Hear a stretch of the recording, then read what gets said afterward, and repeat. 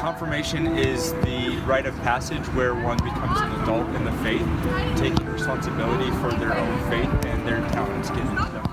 Confirmation, I think it's what it is. You confirm it. You're validating that at this point you are a young man or a young lady that will be taking full responsibility for your decision when it comes to your spiritual life.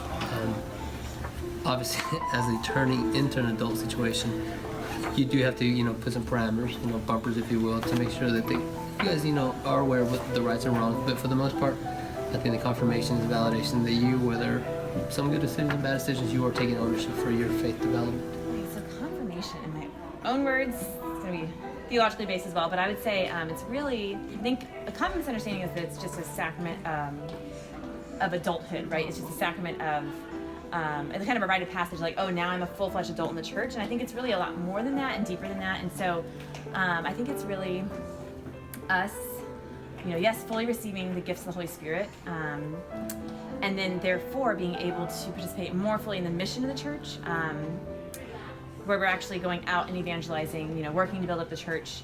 Baptism draws us into the communion of the church. We're part of the family, but we're not sent out as much until confirmation. Then we're really sent out with the gifts of the Holy Spirit.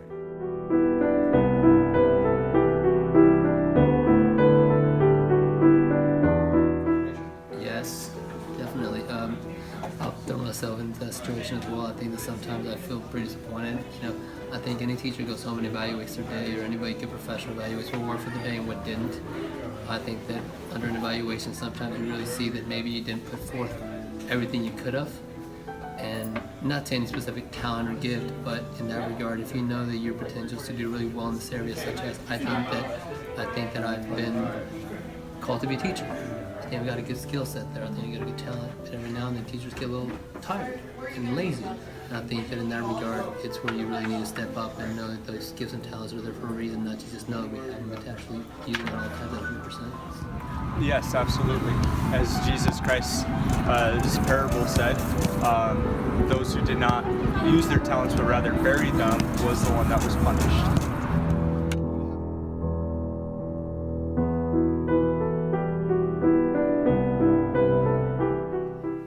Well, I guess the bigger depiction for me would be that the gifts of the Holy Spirit are more of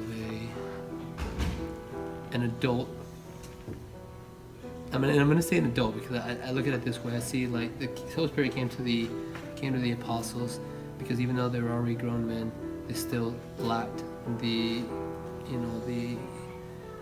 that certain side of them that would get them closer to God, and I think that's what it is. The Holy Spirit is the reaffirmation. We know Jesus, we know that God is there, but we also know that we need these, reminders, these things of like the Spirit to always keep reminding us certain things, and I think that that's what the gifts of the Holy Spirit are, just these constant reminders that there's a better path and a better side to everything.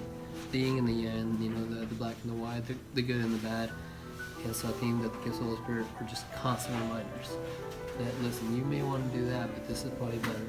It's just the opposite of what the contrary maybe. I don't even think I'm as aware of how much they are working in my life, and I ought to be more aware of it in order to receive them more fully and take advantage of them more fully. But I think they do really help us, if you think about understanding and knowledge and wisdom and all those, definitely helping us to, I think for me right now especially, grasping a little more God's will for me and trying to understand that. Like you personally, what do you Wisdom, strength, patience, courage, understanding is a big one, and then knowledge.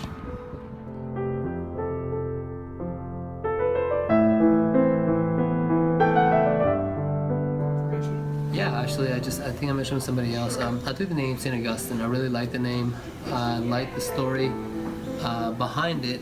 But I think that when you're young, you take these names. I think that you take the cool name and somehow you look for the cool story. And I think that it really validated when I didn't take me this long to figure it out, but this summer when I went out to Nicaragua, I made friends with a Cistercian priest who took the name St. Augustine, and we were just talking about both our lives. And one of the biggest things that St. Augustine was a huge academic, but was prone to human error.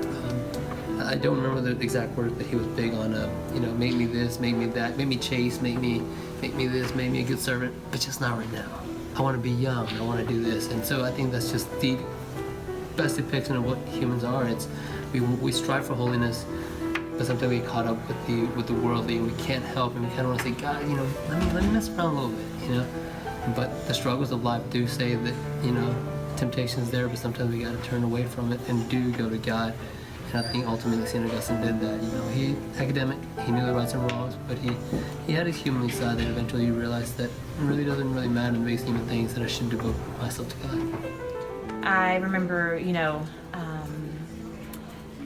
being confirmed. I was at the Chapel of the Incarnation at University of Dallas, and Bishop, I can't remember the name of the bishop at the time, who was Bishop, not Brahman, the other one. Anyway, we had, and I remember, selecting the confirmation saint, and that was really important to me. So I chose St. Teresa of Avila, and my Aunt Teresa was my confirmation sponsor. So kind of just all that. It was, I don't think I really understood it as deeply at the time, but it was still definitely memorable.